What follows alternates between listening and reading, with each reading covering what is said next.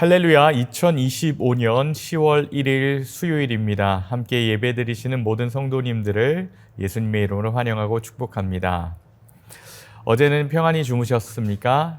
이 아침 우리를 깨우시고 또 말씀의 자리로 부르신 하나님을 찬양합니다. 오늘은 특별히 10월의 첫날인데요. 또 새로운 달을 시작하면서 지난 한 달을 돌아보고 또 앞으로 한 달을 하나님께 함께 살아가는 마음으로 함께 시작할 수 있으면 좋겠습니다. 오늘 주시는 말씀을 통해 은혜의 자리로 또 새롭게 하실 하루를 기대하며 나가길 원합니다. 함께 사도신경하심으로 예배의 자리로 나아가겠습니다. 나는 전능하신 아버지 하나님 천지의 창조주를 믿습니다. 나는 그의 유일하신 아들 우리 주 예수 그리스도를 믿습니다. 그는 성령으로 잉태되어 동정녀 마리아에게서 나시고 본디오 빌라도에게 고난을 받아 십자가에 못 박혀 죽으시고 장사된 지 사흘 만에 죽은 자 가운데서 다시 살아나셨으며 하늘에 오르시어 전능하신 아버지 하나님 우편에 앉아 계시다가 거기로부터 살아있는 자와 죽은 자를 심판하러 오십니다. 나는 성령을 믿으며 거룩한 공교회와 성도의 교제와 죄를 용서받는 것과 몸의 부활과 영생을 믿습니다. 아멘. 함께 기도하시겠습니다. 사랑과 은혜가 풍성하신 하나님 아버지, 오늘 새벽 우리를 주님의 전으로 불러주시니 감사합니다. 우리가 드리는 이 예배가 산제사가 되게 하시고 말씀을 통해 우리의 생각과 마음을 새롭게 하여 주옵소서. 세상의 가치관을 본받지 않고 하나님의 뜻을 분별하며 살아가는 삶으로 이끌어 주옵소서. 이 시간 특별히 환우들과 어려움에 처한 성도들을 위해 기도합니다. 육신의 연약한 성도들, 또 여러 가지 질병으로 낙심 중에 고통 중에 있는 성도들에게 찾아오셔서 위로가 되어 주시며 회복을 허락해 주옵소서. 경제적으로 여러 가지 낙심 가운데 힘겨운 성도들도 있습니다. 힘을 주셔서 나아갈 길과 해결책 되시는 주님을 경험케 하여 주옵소서. 우리를 살리신 그 주님의 생명이 오늘 우리 안에서 역사하심을 믿으며 예수님의 이름으로 기도드립니다. 아멘. 오늘 우리에게 주신 하나님의 말씀 함께 보겠습니다. 신약성경 로마서 12장 1절에서 8절까지 말씀입니다. 로마서 12장 1절에서 8절 제가 가진 성경으로 또 하나님의 말씀을 봉독해 드리겠습니다. 그러므로 형제들아 내가 하나님의 모든 자비하심으로 너희를 권하노니 너희 몸을 하나님이 기뻐하시는 거룩한 산 제물로 드리라. 이는 너희가 드릴 영적 예배니라. 너희는 이 세대를 본받지 말고 오직 마음을 새롭게 함으로 변화를 받아 하나님의 선하시고 기뻐하시고 온전하신 뜻이 무엇인지 분별하도록 하라. 내게 주신 은혜로 말미암아 너희 각 사람에게 말하노니 마땅히 생각할 그 이상의 생각을 품지 말고 오직 하나님께서 각 사람에게 나누어 주신 믿음의 분량대로 지혜롭게 생각하라. 우리가 한 몸에 많은 지체를 가졌으나 모든 지체가 같은 기능을 가진 것이 아니니 이와 같이 우리 많은 사람이 그리스도 안에서 한 몸이 되어 서로 지체가 되었느니라. 우리에게 주신 은혜대로 받은 은사가 각각 다르니 혹 예언이면 믿음의 분수대로, 혹 섬기는 일이면 섬기는 일로, 혹 가르치는 자면 가르치는 일로, 혹 위로하는 자면 위로하는 일로, 구제하는 자는 성실함으로, 다스리는 자는 부지런함으로, 긍휼을 베푸는 자는 즐거움으로 할 것이니라. 아멘. 이것은 하나님 말씀입니다. 오늘도 살아서 역사하시는 성령님께서 우리의 삶에 깊이 간섭하기를 간절히 축복합니다. 우리를 선하신 길로 또 오늘 하루도 축복의 길로 인도해 나가시는 귀한 하루가 되기를 간절히 축복합니다. 오늘 말씀의 제목은요, 산제사로 드려지는 삶이라는 제목으로 여러분들과 이 시간 잠시 말씀 나누고자 합니다. 사랑하는 성도 여러분, 오늘 아침 우리가 이제 로마서 12장 말씀 앞에 서 있는데요. 사도 바울은 앞서 1장에서 11장까지 복음의 교리를 설명합니다. 죄로 죽었던 우리가 그리스도의 은혜로 구원받았고 믿음으로 의롭다함을 얻게 하셨다는 거죠. 하나님의 사랑에서 끊을 수 없는 존재가 되었다는 놀라운 그 진리를 선포했는데요. 오늘 이제 12장부터는 그 복음을 받은 자가 어떻게 살아야 하는가, 즉 삶의 적용을 다루는 내용입니다. 교리라는 것은 우리의 삶을 요구합니다. 머리로만 기억하고 또 담아두는 것이 아니라 우리의 행동과 모습 속에 우리의 삶 가운데 나타나야 하는 것인데요. 바로 은혜는, 바로 그 하나님의 은혜는 우리의 헌신, 우리의 몸에 또 일들을 불러오게 됩니다. 그러므로 바울은 우리에게 너희 몸을 하나님이 기뻐하시는 거룩한 산제사로 드려라라고 권면을 하고 있는 것이죠. 오늘 본문을 함께 살펴보면서 함께 말씀으로 함께 들어가기 원합니다. 1절입니다. 우리 함께 다시 한번 읽겠습니다. 그러므로 형제들아 내가 하나님의 모든 자비하심으로 너희를 권하노니 너희 몸을 하나님이 기뻐하시는 거룩한 산 제물로 드리라. 이는 너희가 드릴 영적 예배니라. 아멘. 이렇게 말씀하고 있습니다. 여기서 중요한 단어는요. 그러므로입니다. 구원의 은혜, 그 엄청난 자비하심을 경험했으니 바로 1장에서 11장까지 말씀하신 그 교리, 그 은혜를 경험했으니 이제 우리의 삶 전체가 하나님께 드려져야 한다라는 것을 말씀하고 있습니다. 당시 로마 교회 성도들은 이방 신전의 제사를 보면서 살았습니다. 로마에 많은 신들이 있죠. 그래서 그리스 로마 신화라든지 많은 신들이 등장합니다. 그러다 보니까 죽은 짐승을 신에게 바치는 것을 이들은 보면서 살게 됩니다. 그러나 바울은 전혀 새로운 개념을 소개하고 있는데요. 그런 죽은 제물이 아니라 산제사, 곧 살아있는 존재가 하나님께 드려져야 한다라는 새로운 개념을 이들에게 설명을 합니다. 곧 우리의 몸과 우리의 전 인격과 삶이 하나님께 드려져야 한다라고 말씀을 하고 있습니다. 예를 들어 어떤 집사님이 직장에서 승진을 앞두고 있다고 생각해 봅시다. 그런데 승진하려면 부정한 거래에 눈을 감아야 한다는 거예요. 그 집사님은 기도하며 결단합니다. 주님, 나는 하나님의 사람입니다. 이 승진보다 하나님의 기쁨을 선택할 수 있게 용기를 주십시오. 이러한 결단이 바로 산제사입니다. 제가 되게 단편적인 예, 또 극단적인 예로 여러분들에게 설명드리는지 모르겠지만 바로 이러한 삶의 결단, 죽은 제물이 아니라 살아있는 일상 속에서 우리의 몸과 선택을 하나님께 드리는 것, 이것이 산제사로서의 예배라는 겁니다. 참 어려운 일이기도 하죠. 그런데 하나님은 우리에게 이것을 요구합니다. 바울은 우리에게 그동안에 알았던 이제는 그 교리적인 내용을 우리의 삶으로 드리라고 말씀합니다. 2절을 한번 함께 볼까요? 바울은 이어서 말하는데요. 함께 읽습니다. 너희는 이 세대를 본받지 말고 오직 마음을 새롭게 함으로 변화를 받아 하나님의 선하시고 기뻐하시고 온전하신 뜻이 무엇인지 분별하도록 하라. 아멘. 여기서 세대가 나오죠. 단순히 어떤 시대를 뜻하는 것이 아닙니다. 하나님 없는 가치관, 세상의 흐름을 말하고 있는데요. 로마 시대는 이 황제를 숭배하는 문화, 쾌락을 추구하는 문화, 또 권력 앞에 무릎 꿇는 문화가 지배를 합니다.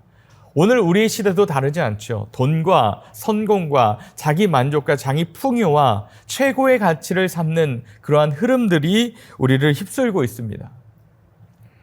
얼마 전 한 청년이 저에게 이런 상담을 하며 고백을 합니다. 목사님, 저는 이 SNS, 또 페이스북이나 또 인스타그램 이런 것들을 보면서 늘 비교하게 됩니다. 저 친구는 해외여행을 갔고 저 친구는 멋진 차를 사고 멋진 직장을 다니고 또 멋진 또 여자친구나 남자친구를 와 함께 보내는 시간들을 이렇게 SNS에 올리게 되면서 본인과 비교가 된다는 거예요. 목사님, 제가 초라하게 보입니다. 그런데 이것이 바로 세대를 본받는 모습의 한 단편적인 예라는 거예요. 그러나 마음을 새롭게 하는 사람은 하나님 안에서 나의 존재와 가치를 발견합니다. 우리는 남과 비교해서 가치가 정해지는 그런 존재가 아닙니다. 예수의 피로 값주고 산 하나님의 자녀임을 여러분 꼭 기억하시기를 바랍니다. 예수의 피로 우리를 사셨습니다.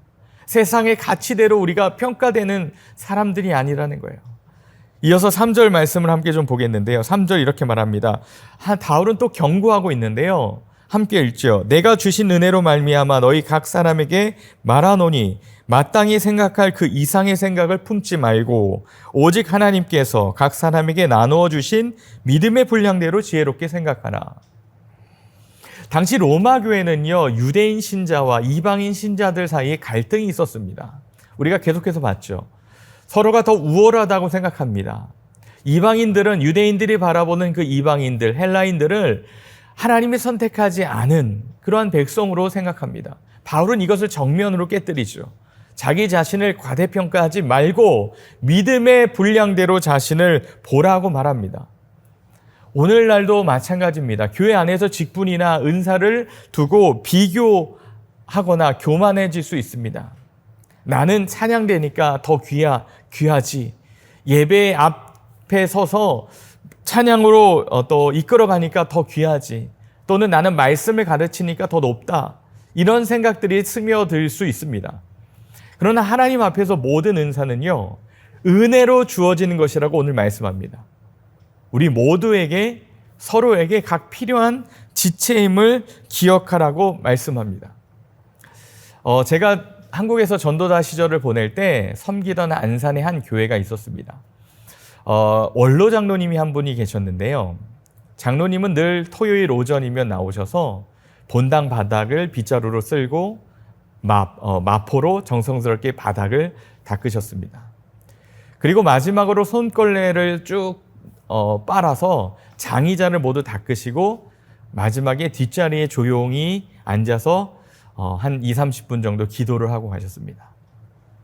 저도 이것이 참 감동이 되었던 기억이 납니다. 그래서 토요일마다 장로님과 함께 청소했던 기억이 있는데요.